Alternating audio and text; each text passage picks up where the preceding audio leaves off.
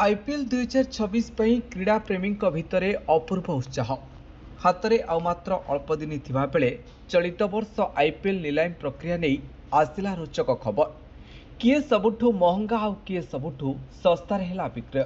हाँ आज्ञा, क्रिकेट प्रेमी भितर उंकी मारुथिबा प्रश्नर उत्तर एवं आपण सामने। राजस्थान रॉयल्स आरआर विक्रय प्रक्रिया शेष में समाप्त होइछि एवं फ्रांचाइज वर्तमान पाई लीग इतिहास रे बिक्री होइतिबा सबुठारु महंगा दल भाव में सब्यस्त होइछि। तथापि रेकर्ड अधिक दिन पर्यंत रहिब नाही, कारण रॉयल चैलेंजर्स बेंगलोर आरसीबी विक्रय प्रक्रिया मध्य समाप्त होगाकू जाउछि। टाइम्स ऑफ इंडिया रो एक रिपोर्ट अनुसार अमेरिकीय बिजनेसमैन कार्ल सोमानी एक कंसोर्टियम फ्रांचाइज रे शतकड़ा 100 अंशधन किनिछि। अमेरिका भित्तिक उद्योगी को अमेरिकीय व्यवसायी रवि वाल्टन समर्थन करिसेंती, जे वालमार्ट परिवार रे उत्तराधिकारी। फोर्ड परिवार रे गुरुत्वपूर्ण अंशधन रखिथिबा सिल सेहाम मध्य सेही गोष्ठीर अंश हटंती, जो माने वर्तमान फ्रांचाइज मालिक हेबे।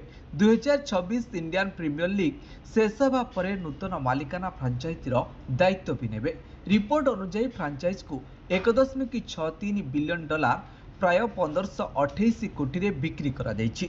से माने प्रथमे आईपीएल दल जहाको 1 बिलियन डॉलर रु अधिक मूल्य रे बिक्री करा जायछि।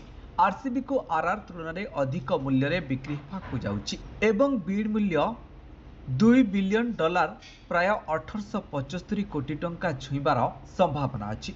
पूर्वरु संजीव गोयेंका आरपीएसजी गोष्ठी लखनऊ सुपर जायंट्स एलएसजी को 940 नियुत डॉलर 2022 रे सही समय विनिमय हार अनुसार प्राय 7090 कोटी रे किनिथिला।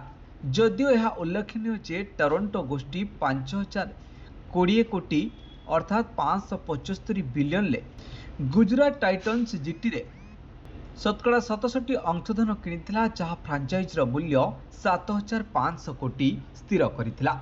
यह उल्लेखनीय जे 2021 रे निवेश परे सोमानी पूर्वरु आरआर रे जणे निवेशक थिले।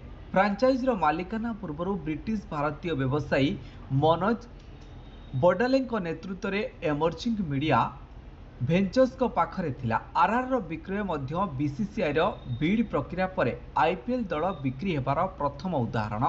प्रथम थर पई आईपीएल सीजन खेलिथिबा 8टी फ्रांचाइज मध्यरु रॉयल्स गोटिए थिला। एमानंकु एमर्जिंग मीडिया भेंचर्स 67 नियुत डॉलर रे सेतेबेले विनिमय अनुसार 268 कोटी टंका रे किनिथिला। उद्घाटनी संस्करण पूर्व बीसीसीआई द्वारा बिक्री होइथिबा सबुठारु सस्ता फ्रांचाइज थिला।